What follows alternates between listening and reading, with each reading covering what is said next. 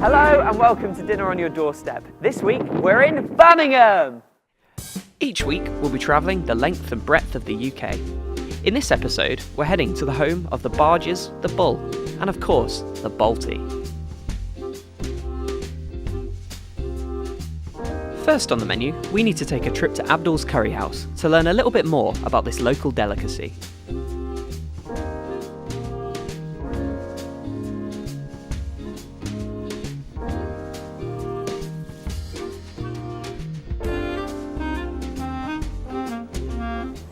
Hey, how are you doing? I'm Matt.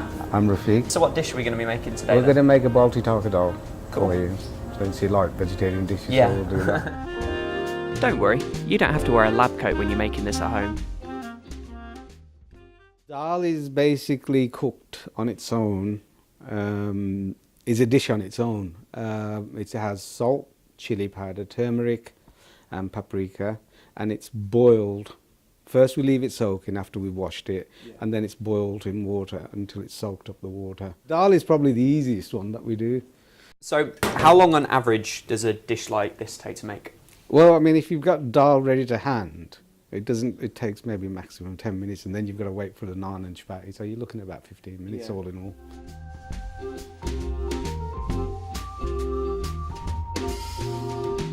Wait, you can stop taking notes now. I'll be going through how to make your very own later on.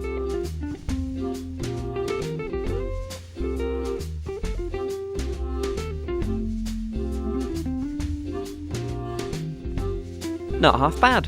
It's like he's a professional or something.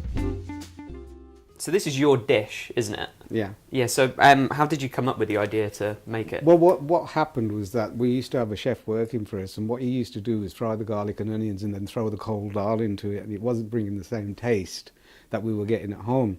And I was watching the women at home doing it, and we was cooking the dal fresh and then fry the garlic and onions and then plonk it into the dal, and it come out better. And from then on, we just used that formula. Shout out to Rafiq for looking after us. Graduating from Balti School, I headed to the markets to source the ingredients I'd need to make my own. Hey, how you doing? Have you got a clove of garlic I can have? Just the one? Just one, please. That's brilliant, thank you. How much is that? 30 pence, sir. 30 pence. It's okay, I've got a bag here. Yeah, that's fine. If you want to give me a free bag, go for it. Thank you. Cheers.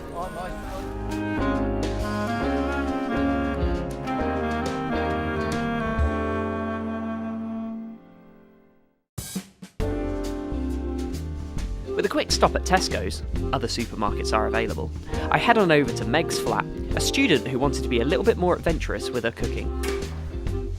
Hey, how you doing? Well, thanks for having me. Today we're going to be making a Balti targadal. I didn't know you could make that at home. I always get that when I go out. Yeah, well, we're bringing it to your doorstep. Let's get started. If you want to follow along at home, to create the dal, you'll need 250 grams of split peas, which you should pre-soak for an hour before starting, 1 teaspoon of chili powder, a teaspoon of paprika, a teaspoon of turmeric, and just a pinch of salt. Next, you'll need 250 grams of chickpeas. If you buy them in a tin, they usually come in water, which will save you some prep time. Finally, get an onion and chop it up, obviously, 1 teaspoon of oil, 2 green chilies, and 2 cloves of garlic. We were going to add some coriander, but Meg wasn't a fan. First, boil the split peas according to the package instructions. Then once they're good to go, drain them. Add your spices into the saucepan, then pop the split peas back in. So how many of these should I cut? Cut about 3. Okay. And then Meg proceeded to cut 5. We recommend 2. Meanwhile, cook the chickpeas following the tin instructions. You'll know they're ready if you squeeze them and they go mushy. Once you've chopped them all, pop them in the pan with the dal, add the chickpeas and give it all a stir. In a different pan, put in a bit of oil followed by the onions and the garlic and fry until cooked. Now that that's all done, I'll add my pan to your pan, so the onions and the garlic, and we'll let it simmer for a bit, Okay. and then we're done. Oh, it looks good. So how much do you want? Quite a big portion. A big portion? Yeah, I think so. Quite hungry. Let's give it a taste. Doesn't look quite like Rafiq's, but just as tasty. So how does it compare to something you get when you go to a restaurant?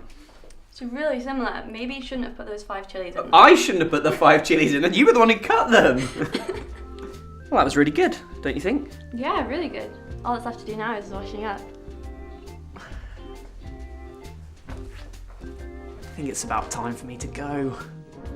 If you want the recipe from today's episode, visit our Facebook page. There you have it. Join us next week when we'll be in Brighton.